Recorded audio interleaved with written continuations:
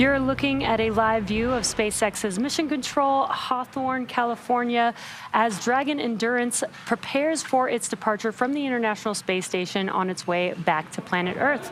It is Monday, March 11th, here at SpaceX headquarters in Hawthorne, California. We expect Dragon to push away from the space station at 8:20 a.m. Pacific time or 11:20 a.m. Eastern time with our Crew 7 astronauts, including NASA's Jasmine Mogbelli, European Space Agency astronaut Andreas Mogensen, Japan Aerospace Exploration Agency astronaut Satoshi Furukawa, and Roscosmos cosmonaut Konstantin Borisov. Crew 7 spent 199 days in space, with 197 docked to the space station. During this time, they completed 3,184 orbits of the Earth, traveling more than 84 million statute miles. The crew is currently suited, and the Dragon and station hatches are sealed in preparation for departure. Thanks for tuning in to watch the live coverage of Dragon completing its 7th official long-duration mission from NASA's Commercial Crew Program. Crew 7 is the 7th NASA crew rotation mission and 9th NASA flight with astronauts to the space station, and that's including Demo 2 and Crew 8, as part of NASA's Commercial Crew Program. For those of you following along, you'll know that Crew 8 just arrived last week to the space station and will be taking over for Crew 7, who's now headed home. My name is Jesse Anderson, a manufacturing engineering manager here at SpaceX, and joining me today from NASA Communications is Sandra Jones. Thanks so much for having me, Jesse. It's really great to be here. Now, once Dragon departs space station today, the crew's flight home is expected to last around 18.5 hours. Shortly after separation, Dragon will use its Draco engines to thrust away from the station in a series of carefully choreographed maneuvers. Up to 5 of these departure burns will be required to increase the distance between the spacecraft and the space station. Dragon will also execute a phasing burn to lower its orbit and line the spacecraft up with its landing location. The major moments on the trip home are deorbit, then entry and landing, which cover all operations after the final departure maneuver. In that time, trunk separation, closure of the nose cone, a deorbit burn, deployment of the drogue and main parachutes, and then finally splashdown off the coast of Florida will all take place, at which point our teams will recover Jasmine, Andy, Satoshi, and Konstantin. Dragon is targeted to splash down off the coast of Florida on Tuesday, March 12th at 5:50 a.m. Eastern Time or 2:50 a.m. Pacific Time, followed by the crew getting picked up at sea by one of SpaceX's recovery vessels. Today on board the International Space Station is the Expedition 70 crew, being led by Roscosmos cosmonaut and current space station commander Oleg Kononenko. Of course, just like its approach to the International Space Station, Dragon's departure and deorbit is designed to be fully autonomous, requiring no action from the crew on board. NASA astronaut Laurel O'Hara helped the crew members prepare for departure today and will also be watching from the cupola. But the prime departure monitoring role falls on Jasmine Mogbelli from inside Dragon. Mission controls in Houston and Hawthorne will also help to back them up. But for now, let's go over to Leah Cheshire at the Johnson Space Center to talk a bit more about how the station crew have been preparing to send the crew home and what we can expect from here until Dragon departs from station. Leah? Thanks, Sandra, and welcome to the International Space Station Flight Control Room here in Houston, Texas. We are monitoring the departure of Crew 7 this morning, and teams are standing by again for the Go, No Go poll coming up here shortly. We are working and monitoring. Earlier this morning, we saw the hatch closure of Crew Dragon Endurance. All 4 crew members are now inside, suited up, and getting ready for their ride home. Of course, we will remain in these integrated operations during the time. Ground is go for undocking and departure. Undock sequence start is at 1515 Zulu, and our final configurations for undock are complete and nominal. Please confirm you are ready and that visors are down prior to the sequence start.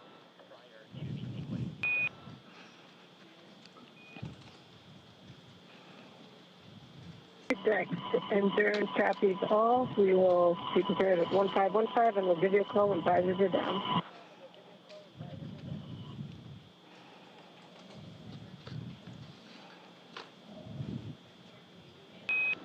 Copy call sign there. And then finally, GPS 2 related cautions may be expected and they do not require a crew action.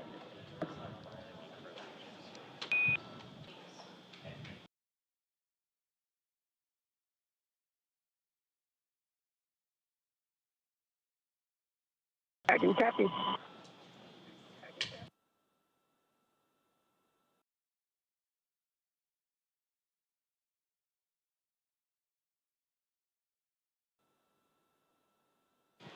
So we're continuing to hear some communications from the ground teams here in Mission Control Houston, as well as the CORE, or the Crew Operations Resource Engineer in Hawthorne, California. The Capcom here today is Amy Dill, and the Flight Director on console in Mission Control Houston is Judd Freeling. So since Crew 8's arrival just last week, we've had a busy week during this handover. Now, over the last several days, the astronauts worked to pack Dragon, I should say, full of the cargo that will return with them. And along with the crew, Dragon's going to be bringing back some of that critical science, including samples for continuing human research, additionally some hardware and other items. Earlier today, Jasmine Mogbelli and Andy Mogensen worked to move some of the cold bags and the polar freezers. These store cold research samples and scientific experiments. Those are now in Dragon Endurance underneath the crew's seats. All of this critical science and cargo is offloaded after we get the crew out of the spacecraft following splashdown. Those scientific samples will be sent to researchers for final analysis within just a few hours of that return. The crew also took some time to get into their SpaceX suits this morning. They had those unpacked and are now ready for the journey home, totally suited and seated. Since getting the hatches closed, all 4 astronauts are in their seats. We're standing by for undocking. And additionally, teams at NASA and SpaceX have been preparing for undocking. They've been conducting checkouts of the Dragon spacecraft and space station systems. Now, one of the items that these teams look for these splashdown opportunities are weather opportunities. We want to make sure that the crew aboard Dragon and the teams who recover them have the best conditions possible for a safe and speedy pickup. We've got a final no-go/no-go poll coming up in just a few minutes.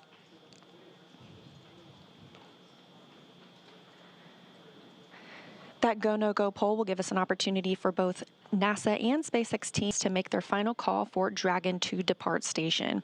That's one of the many checkpoints during the return that will continue all the way up until just before the deorbit burn. That gives the mission managers multiple chances to assess the weather at the splashdown zones and make sure everything is lining up before Dragon departs.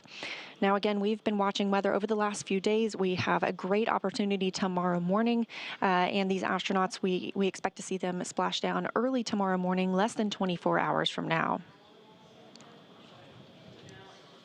Again, we are live here in Mission Control Houston, just standing by for that go-no-go poll. Again, all 4 astronauts and 3 astronauts, 1 cosmonaut are in Dragon Endurance, still docked to the International Space Station, expecting undocking to come at about 11:20 a.m. Eastern Time, 10:20 a.m. Central Time.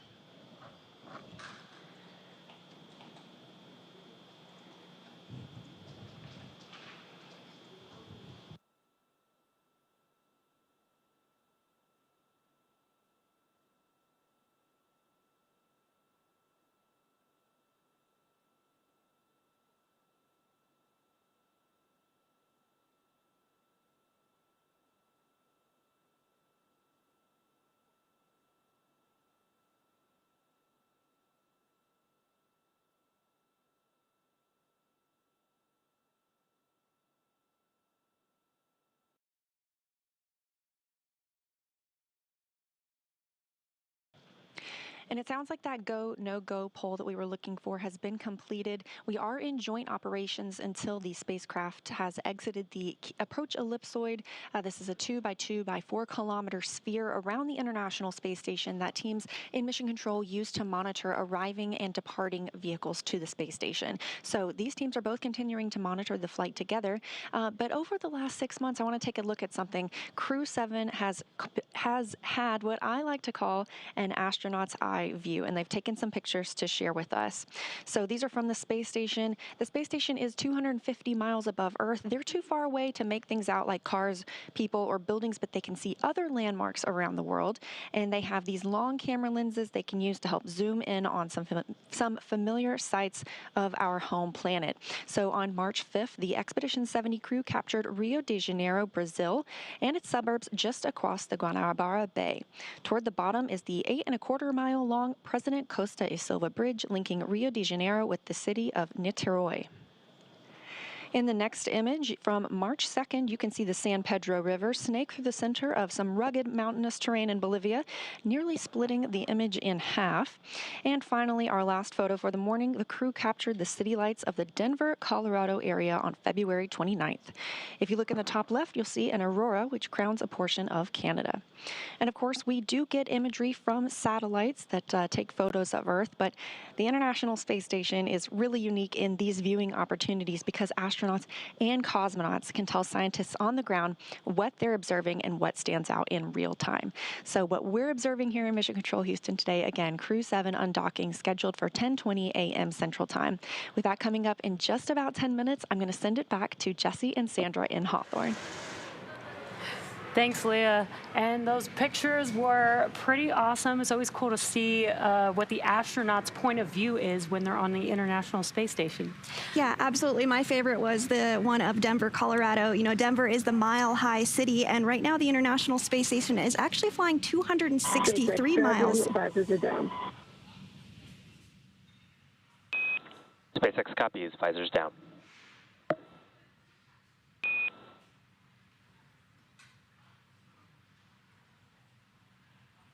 And so that call out up to the commander of Dragon, Jasmine Mogbelli, NASA astronaut, just letting the ground know that her visors are down as well as her crewmates. That's one more milestone that they check off ahead of undocking here. We are expecting undocking at 8:20 a.m. Pacific this morning, so coming up here in less than 10 minutes. And again, at the moment, Dragon is in its final configuration before undocking, and we've already had the go, no go poll, and we are go for proceeding with the undocking. And just like during its approach to the International Space Station, Dragon's departure and deorbit is designed to be fully autonomous, which requires no action from the crew on board. Departure is typically a little bit faster and easier since the crew doesn't have to stop at any of the waypoints, like when we see a vehicle arrive and dock to the International Space Station. Once the undocking sequence is complete, Dragon will use its Draco engines to thrust away from the station in a series of 5 departure burns, which are carefully choreographed maneuvers that will increase the distance between the spacecraft and the space station. From there, a phasing burn will place Dragon on a trajectory back to Earth. So again, we did have that go, no-go poll take place a few minutes ago. Everything is on time and going smoothly, looking like we're going to have a great undocking this morning.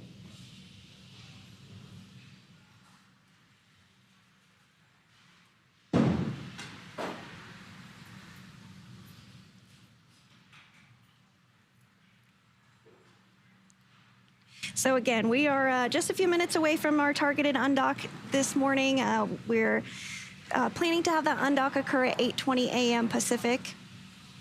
And the journey home will be not quite 24 hours, but the crew will splash down off the coast of Florida early tomorrow morning. Before they depart the International Space Station, let's take a moment to get to know the crew we're bringing home tomorrow. Lieutenant Colonel Jasmine Mogbelli hails from Baldwin, New York, and earned a bachelor's degree in aerospace engineering from the Massachusetts Institute of Technology and a master's degree in aerospace engineering from the Naval Postgraduate School. She also graduated with honors from the U.S. Naval Test Pilot School. As an AH-1W Super Cobra pilot and Marine Corps test pilot, she has flown more than 150 combat missions. In all, she accrued 2,000 hours of flight time in more than 25 different aircraft. Undock sequence commanded.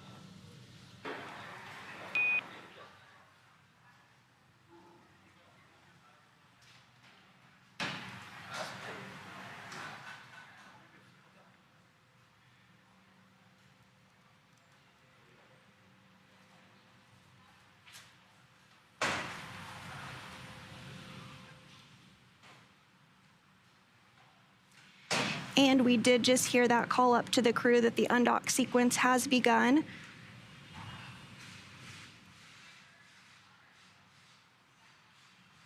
So to continue talking about the commander of Dragon today, NASA astronaut Jasmine Mogbelli. Umbilicals are demated, nominal.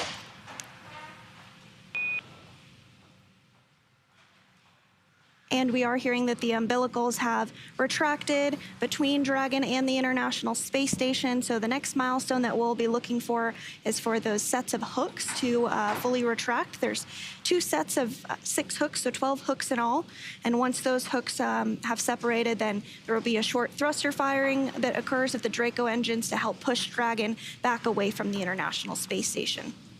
So we are in a night pass right now, so we may not have the best views of that undocking as it occurs, but we will continue, of course, to provide live updates as we hear them. And so back to Jasmine. In all, she has accrued 2,000 hours of flight time in more than 25 different aircraft. At the time of her selection as an astronaut, Mogbelli was testing H-1 helicopters and serving as the Quality Assurance and Avionics Officer for VMX-1. She's also the proud mom of twin girls. With this mission, she will have logged an estimated 199 days in space during her first flight, including 6 hours and 42 minutes during her first spacewalk. Today, she is the commander of Crew 7. Sitting next to Jasmine is pilot Andreas Mogensen. This is Mogensen's second trip to the space station. His first was as the flight engineer for the ESA IRIS mission in 2015. He was born in Copenhagen, Denmark, and graduated with an international baccalaureate from the Copenhagen International School, a master's degree in aeronautical engineering from Imperial College London, and a doctorate in aerospace engineering from the University of Texas at Austin. In 2015, Mogensen became the first Danish person to go to space and currently is serving as the European Astronaut Liaison Officer to NASA's Johnson Space Center in Houston. With this mission, he will have logged 209 days in space across 2 flights. In the role of mission specialist is Japan Aerospace Exploration Agency astronaut Satoshi Furukawa. Furukawa's interest in space began when he was just 5 years old and saw the Apollo 11 moon landing on TV. He was also a fan of the Japanese... First set of hooks are open and nominal.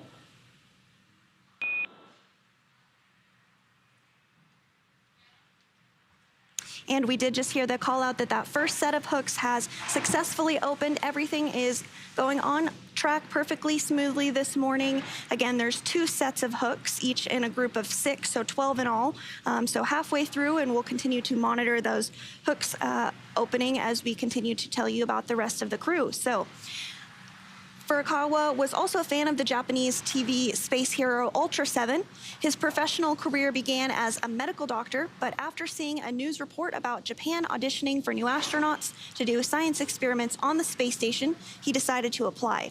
He was selected by the National Space Development Agency of Japan to be an astronaut candidate in 1999, and his first mission to the space station was as flight engineer for Expedition 28 and 29 that launched from the Baikonur Cosmodrome in June 2011. Following this mission, he will have logged 366 days in space across his 2 trips. And to round it out, mission specialist Konstantin Borisov was selected to be a cosmonaut in 2018, and this was his first trip to space.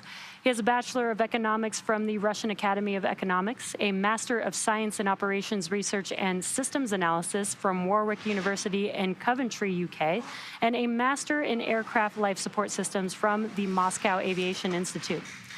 He has worked for companies such as Volvo and the Boston Consulting Group. He's also an experienced freediving instructor and an international freediving judge. He will end this mission logging 199 days in space. And we are just about a minute away from the expected undocking time. We're currently in the procedures to undock. We've already decoupled the umbilicals from the Dragon spacecraft and the space station, and the first set of 6 hooks of the 12 total hooks have been confirmed. All hooks are open.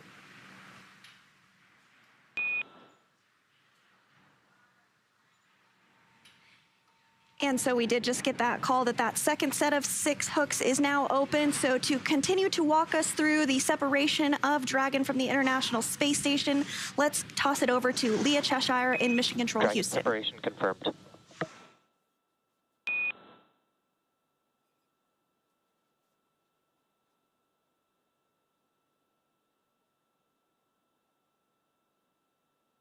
Thanks, Sandra. We just heard that separation is confirmed. The International Space Station and Dragon flying 261 statute miles over Hawaii at 10:20 a.m. Central Time, 11:20 a.m. Eastern Time.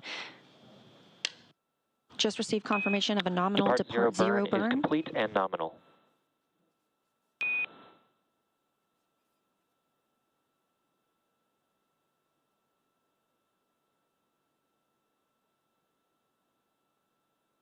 Depart zero burn being a very short burn using the service section Draco thrusters to break some stiction from Dragon and the International Space Station, officially marking its departure. We are standing by for Depart Burn 1, which will increase the opening rate between the spacecraft and the station. Again, at this time, the crew are all suited up and in their seats. They'll have an opportunity to get out of those suits shortly and prepare for their longer ride home.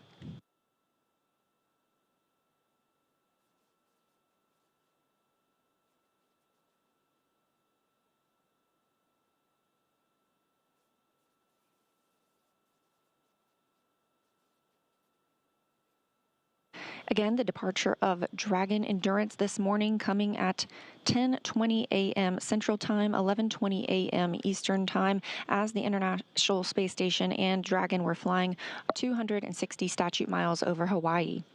That means Jasmine, Andy, Satoshi, and Constantine have completed their journey aboard the space station, wrapping up 197 days on the orbiting laboratory. By the time they splash down tomorrow, the crew will have reached 199 total days in space since their launch on August 26th.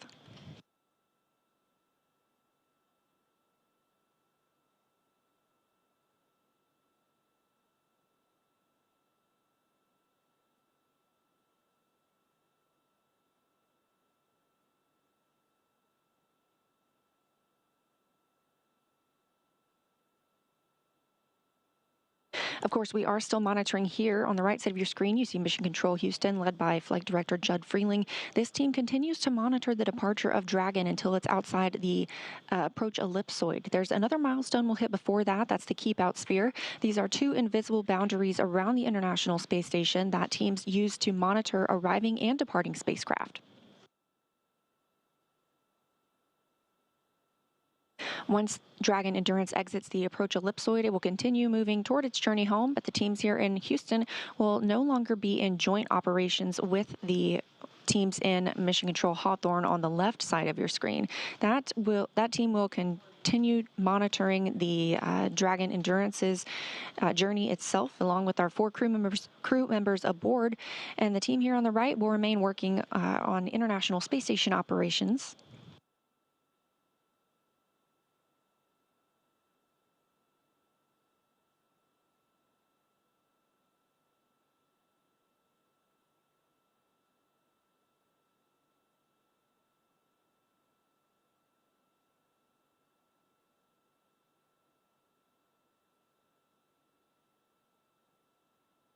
And we're just moments away from Depart Burn 1. This is a short burn,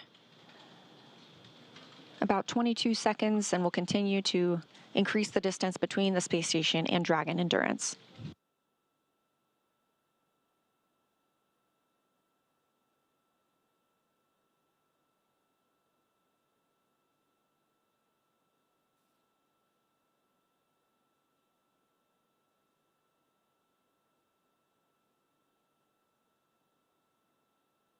As we stand by for Depart Burn 1, teams here in Mission Control Houston continue to monitor the departure of Dragon Endurance, and I'm going to send it back to my colleagues Jesse and Sandra to continue walking you through this process.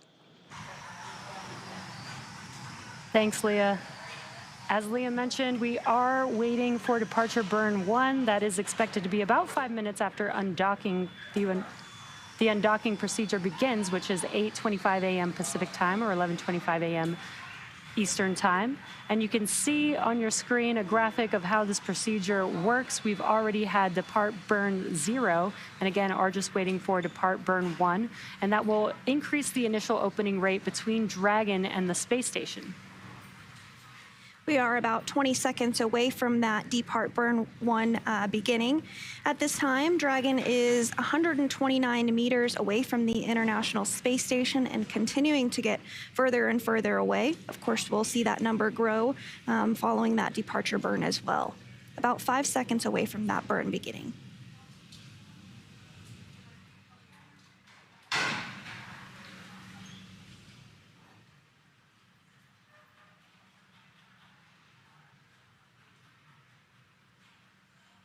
Standing by for confirmation that the depart burn 1 has begun. And we did hear that that burn has begun. Again, this burn is only 22 seconds long, so it's a pretty short burn. And Dragon, SpaceX, depart burn 1 is complete and nominal. As a reminder, we will be deactivating the big loop following the approach ellipsoid exit.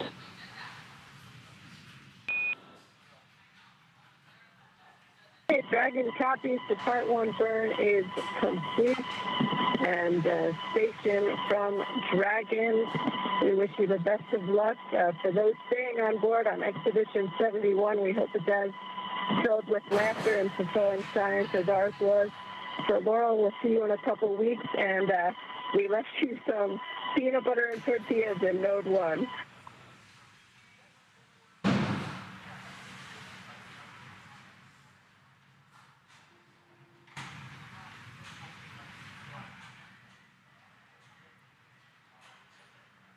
Hey, Jazz, Andy, Satoshi, Kosha, congrats on the departure. I miss you guys already, and thanks for that very generous gift.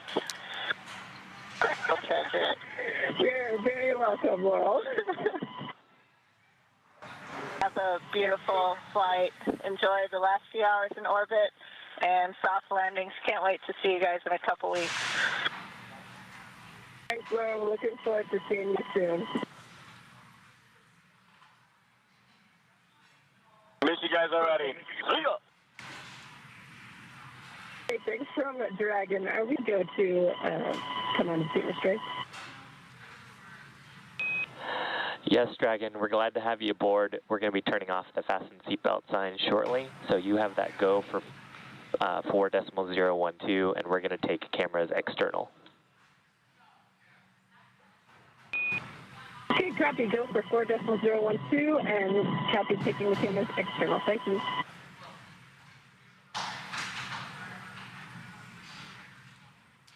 Okay, so And on the big loop, Dragon has exited the keep out sphere. Safe travels, Crew 7, and we'll see you at home. Dragon copies. Thanks, Houston. We look forward to seeing you all shortly.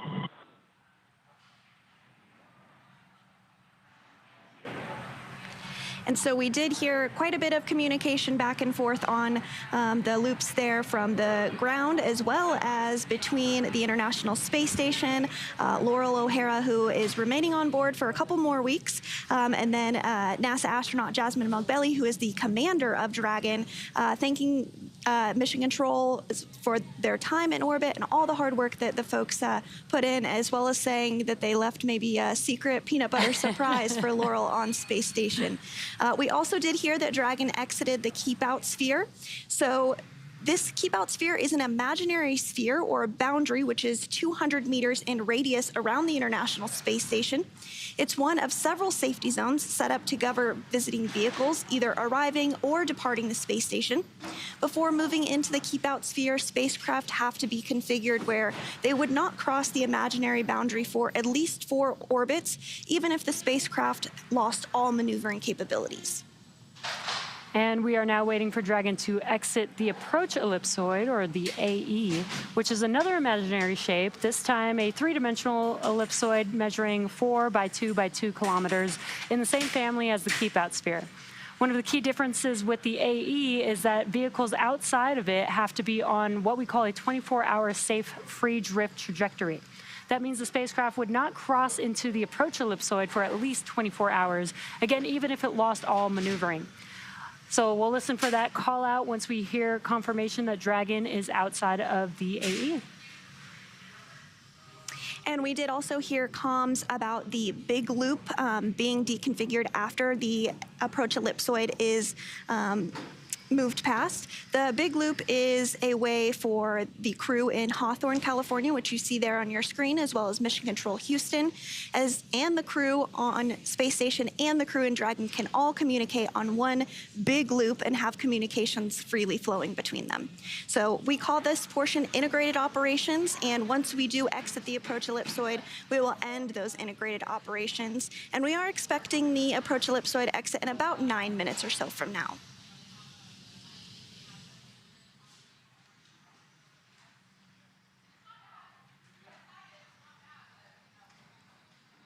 So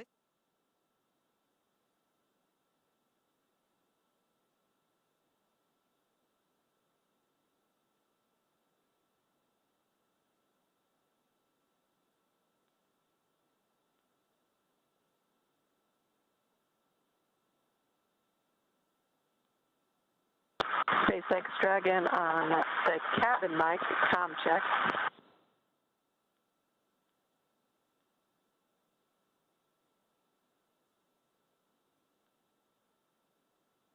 We have you the same.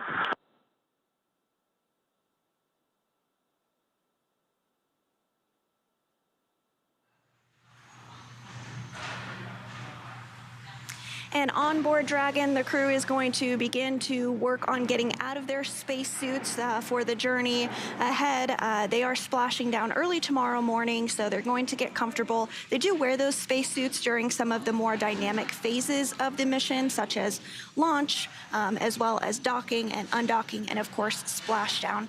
But now that they have successfully undocked from the International Space Station at 8:20 Pacific, about 12.5 minutes ago, they are able to get out of those spacesuits, get comfortable, maybe have a meal, and just enjoy their last few hours in orbit. Yeah, and you may have heard the core that they are going external. That means that they are giving the crew privacy on board of Dragon. And we also, unfortunately, haven't been able to get any external views of Dragon just yet because we've been in orbital nighttime. So it is pretty hard to get some views when it's dark outside. But as soon as we're able to get some good views, we will definitely share them with all of you that is tuned in today. And the International Space Station is currently flying 264 statute miles over the South Pacific Ocean. And Dragon, again, undocked at 8:20 a.m. Pacific and is now 485 meters away from the International Space Station. The next major milestone that we're looking ahead towards is when Dragon exits the approach ellipsoid. That's that 4 kilometer by 2 kilometer by 2 kilometer imaginary oval around the International Space Station. So we are expecting that in about 6 minutes or so from now.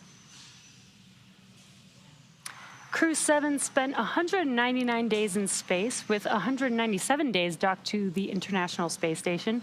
And during this time, they completed 3,184 orbits of the Earth, traveling more than 84 million statute miles. The crew also saw the arrival of 7 visiting vehicles, including SpaceX's 28th Commercial Resupply Services mission, Northrop Grumman's 20th Commercial Resupply mission, 2 Russian Progress resupply ships, 86P and 87P, 2 crewed SpaceX Dragon vehicles carrying the Axiom Mission 3 crew, and of course, just last week, Crew 8.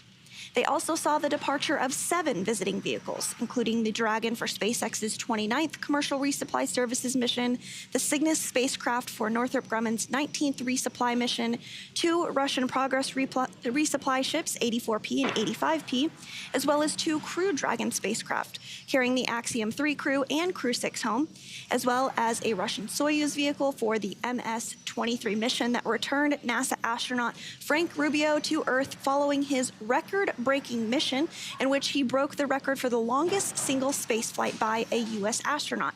And just saying that is a mouthful, so I'm sure this crew is ready to be home after a very successful mission. We saw a lot of visiting vehicles, a lot of space station traffic, and in addition to that, they worked on hundreds of science experiments during their 6-month mission.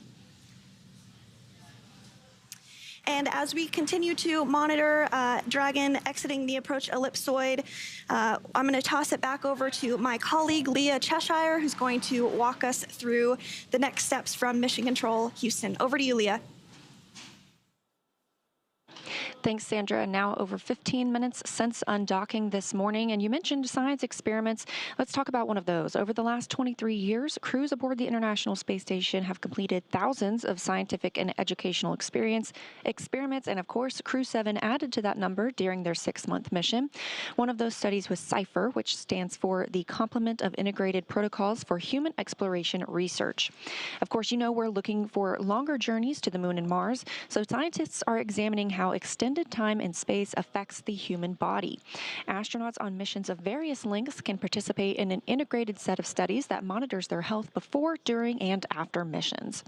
Results could play a pivotal role in ensuring the safety, health, and success of astronauts on deep space exploration missions. CIPHER began with Crew 7 and is continuing now with Crew 8, which just launched and arrived to the space station last week.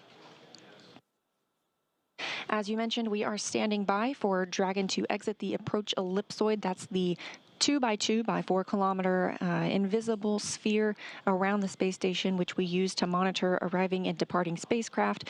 That is monitored by the team in Mission Control Houston, and once they exit, we will be out of joint operations. Of course, this team continues to stay in the room and monitor all things space station 365 days a year. After joint operations are over, we do transition out of the big loop. This is the loop used for communications between all parties involved in the arrival and departure of Dragon. That means the space station, Dragon, Mission Control Houston, and Mission Control Hawthorne all on the same loop for easy and streamlined communications. We will take that down once they are out of this vicinity of the space station. And we previously heard Jasmine Mogbelli testing out the Dragon communication loops to ensure we had good comms there, and we did receive that confirmation. Jasmine Mogbelli, while aboard the International Space Station, conducted one spacewalk with her colleague Laurel O'Hara, who we heard some words from just shortly after Dragon's departure this morning. Again, that departure at 10:20 a.m. Central Time, 11:20 a.m. Eastern. Their spacewalk lasted 6 hours and 42 minutes. It was the only spacewalk conducted for crew members on this spacecraft.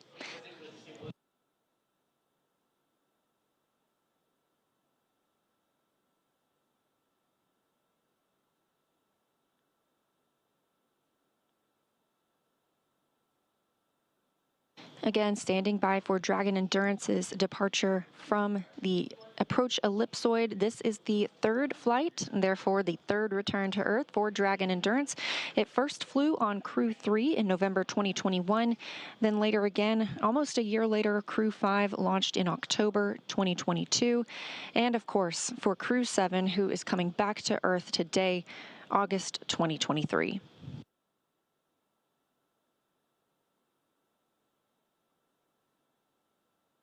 Crew 7 was the first crew in which all 4 seats were occupied by a member of a different nationality or a different partner country. Jasmine Mogbelli is our NASA astronaut aboard, joined by Andreas Mogensen of ESA, the European Space Agency. Satoshi Furukawa is from the Japan Aerospace Exploration Agency, or JAXA, and Konstantin Borisov comes to us from Roscosmos. It was the first flight for Jasmine and Konstantin, and the second flight for both Andreas and Satoshi.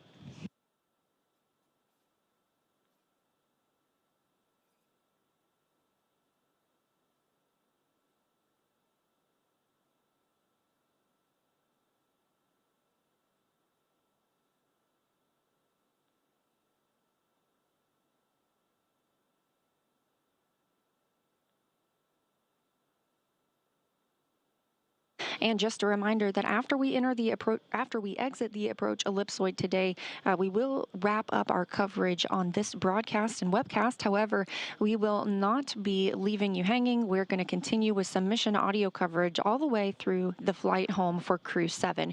You can find that on nasa.gov and by searching our mission audio coverage on YouTube.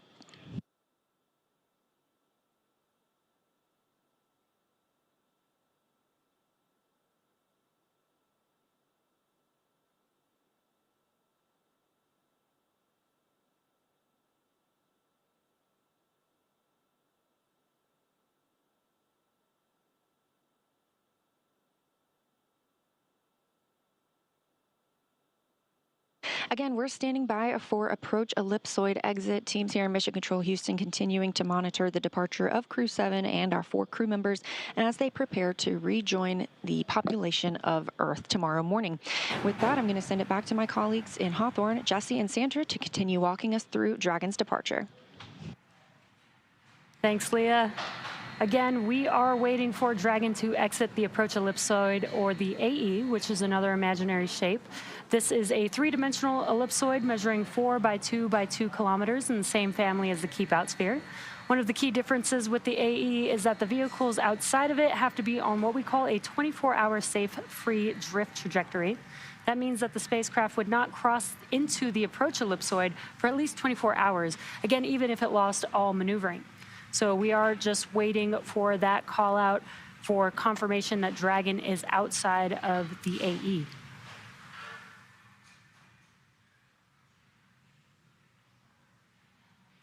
As we continue to stand by for that call out that Dragon has exited the approach ellipsoid. If you're just joining us, Dragon undocked from the International Space Station 21 minutes ago at 8:20 a.m.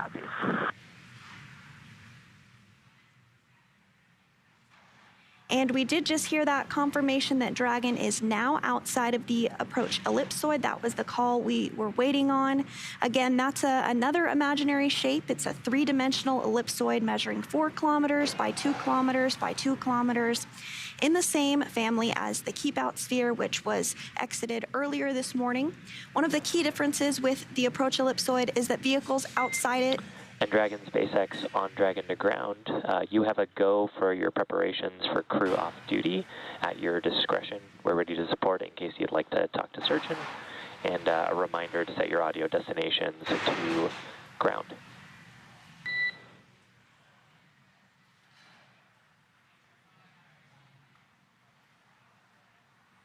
SpaceX Dragon on Dragon to ground.